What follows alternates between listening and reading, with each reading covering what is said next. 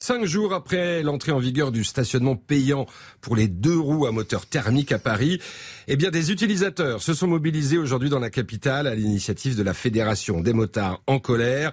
Plusieurs centaines de personnes étaient au rendez-vous cet après-midi devant l'hôtel de ville. Au programme protestation, contestation, mais aussi pour certains déjà des solutions, parfois radicales d'ailleurs, Arthur Pereira.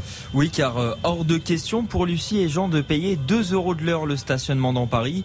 Alors les 2 motards ont opté, ou plutôt ont été contraints de se tourner vers une solution plus économique.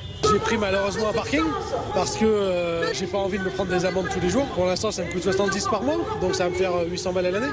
800 € par an, tout ça pour se stationner. Exactement. Là, du coup, je paye un autre parking souterrain à côté de mon boulot qui est à 80 € par mois. Par contre, si j'étais en surface, là, c'est 400 € la semaine, 1000 € le mois.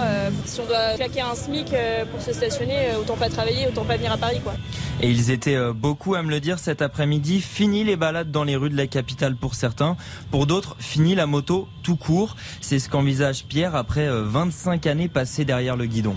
Je vais peut-être me séparer du scooter définitivement et j'aurai un peu plus de difficultés pour me déplacer dans Paris et aller d'un endroit à l'autre pour travailler. Et je pourrais la vendre en province parce qu'à Paris, peu de monde vont racheter un scooter thermique.